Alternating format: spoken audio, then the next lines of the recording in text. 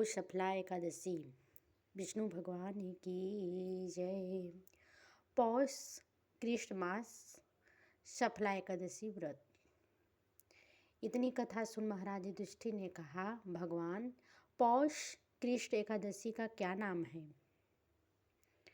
क्या नाम है और उसके व्रत की क्या विधि है और उस दिन किस देवता की पूजा की जाती है? कृपा करके विस्तार पूर्वक कहिए, मेरी सुनने की इच्छा है। युधिष्ठिर के ऐसे वचन सुन भगवान कृष्ण बोले, पांडुनंदन, पौष कृष्ण एकादशी का शुक्ला एकादशी में इन्हीं का पूजा होती है।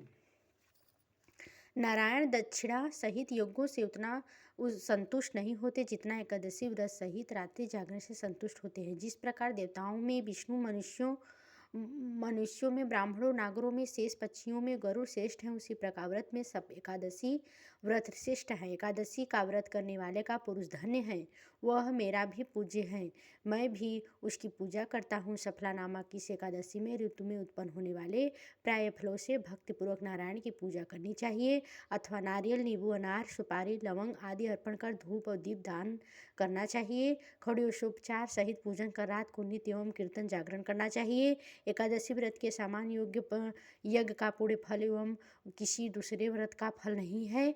5 वर्ष तक तप करके जो पूर्ण फल प्राप्त होता है वह पूर्ण फल इस शुक्ला नामक एकादशी व्रत करने से होता है।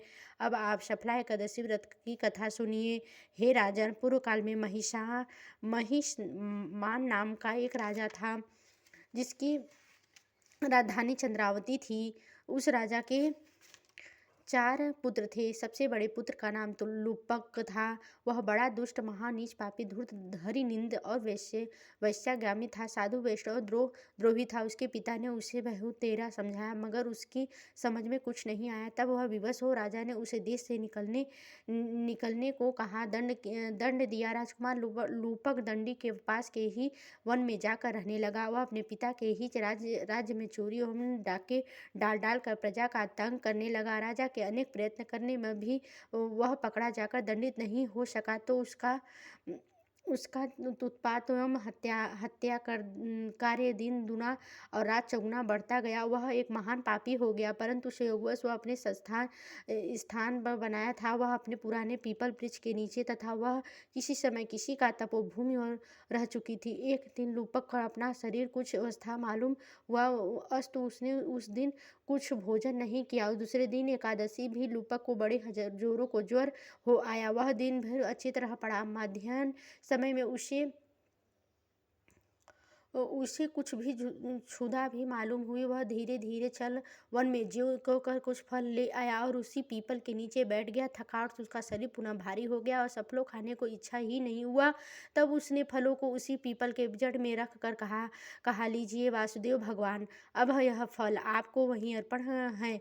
वह उसी जगह पर पड़ा रहा। वह रात भर कराहता और छटपटाता रहा। उसी से योग कहते हैं कि इच्छा से अथवा अनिच्छा से वह 10वीं से नियमों पूरा रहकर एकादशी व्रत भूखा रहा। संध्या समय ऋतु फलों का भोगन वासुदेव को अर्पण करता रात भर जागता रहा। इसी महापुरुष से उसके आज तक संपत पाप जल राख हो गए। उसके हृदय में ज्ञान और प्रकाश उदय हो गया। उसी समय एक सुंदर घोड़ा अनुपम और दिव्य सजों से सजा हुआ सामने खड़ा हुआ। राजकुमार लूपक उसे घोड़े को देखकर ही रहा था। उसके कानों में साफ सुनाई दिया, हे राजकुमार, कल संध्या समय में जो एकादशी व्रत करके रुद्र फलों को हमारी पूजा किया उसके पूरे फल के तुम्हारे सभी पाप नष्ट हो गए था, साथ ही तुम्हारी प्रकृति भी बदल गई। अब तुम इसी घोड़े पर सवार हो अपने पिता के पास चले जाओ। वह तुम्हें आदर पूर्वक रख लेगा और तुम्हें तुम्हारा खोया हुआ राज भी देगा।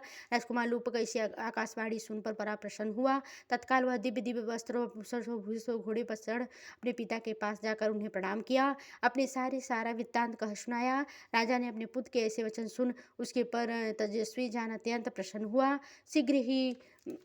शीघ्र ही घर बाहर का सारा बंदोबस्त कर राज्य में उसकी हाथ में सौंप दिया।